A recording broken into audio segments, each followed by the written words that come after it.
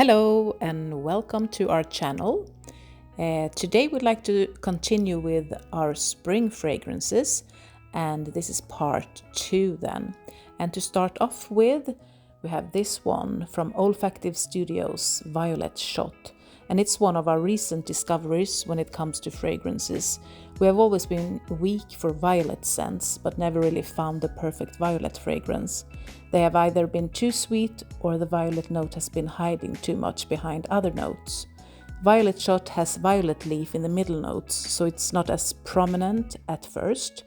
In the beginning we have green grass, pink pepper and Italian mandarin. In the middle notes we have the violet leaf together with the safraline, which gives a leathery touch to the violet note.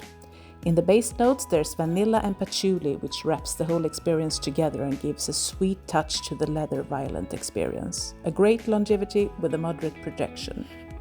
Okay, my first pick is Naxos from Xerjoff. This is the fragrance that got me into the world of niche perfumes.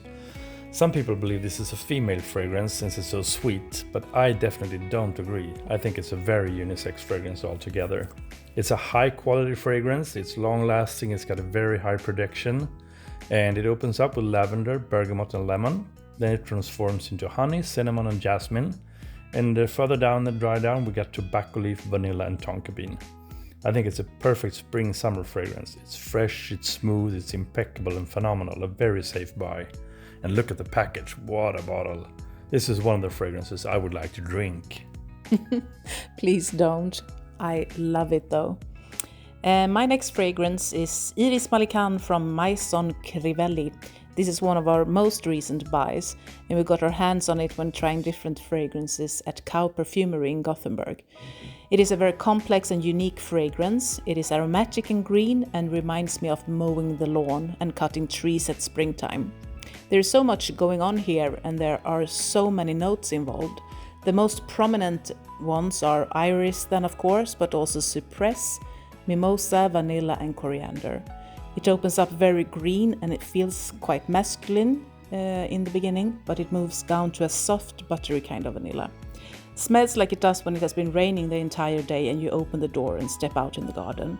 It is quite long-lasting and has a moderate projection. This is definitely one of the best iris fragrances on the market. Yes, and my next pick is Chypre Shot. This is another fragrance from Olfactive Studios. This is our first buy from Olfactive Studios. It's a warm and spicy fragrance with top notes of cardamom, saffron and bergamot. And I can totally understand if you think, what? This is more of a fall-winter fragrance. And I may be out on a limb here, but to me it's more of a spring-fall fragrance. In the dry down we have adult notes like coffee, black pepper and black tea. And then it moves further down to amber and patchouli. And I have read reviews where people compare this fragrance to Xerjoff's Starlight, but we don't agree here. We believe that Chypre Shot is much more of a green spring-fall fragrance. So this is a very weird fragrance, but I guess that's why I love it so much. Yeah, and my next fragrance is Eau Duelle from Diptyque. This is a green vanilla scent. At first I didn't like it so much, but after a while I came to appreciate it and now I love it. It is something addictive with this scent. In one way it reminds me of a pine forest, but on the other hand it is a cozy and warm fragrance due to the bourbon vanilla in it. Some other notes listed are cardamom, pink pepper, black tea, bergamot, musk and saffron and a few more. A fantastic unisex everyday scent, and it has a moderate projection and lasts around 4 to 5 hours on my skin. Alright, so my next pick is Valentino Intense. We're so happy that we came across this everyday scent.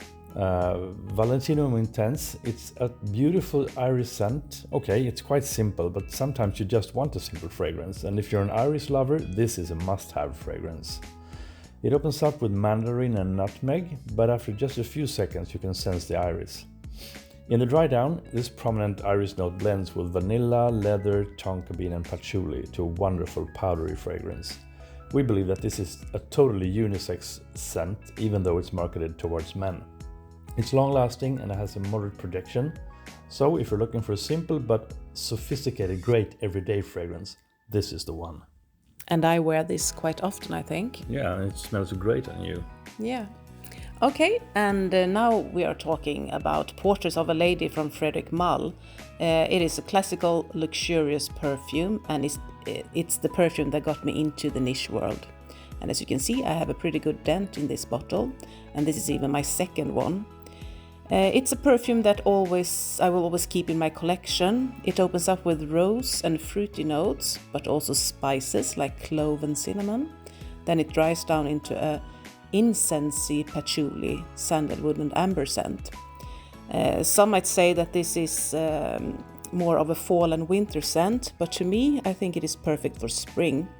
It is very long-lasting, almost eternal, with a strong projection, so you don't have to overspray.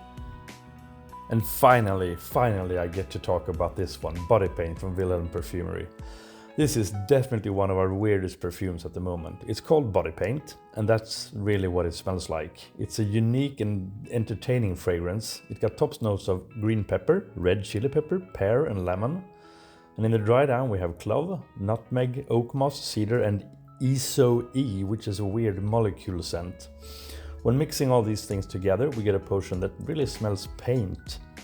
This is so weird, and it really doesn't sound like something you put on your skin, but I love putting this on my skin.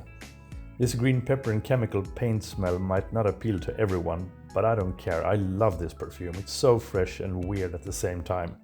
It's not a blind buy, but definitely worth sampling.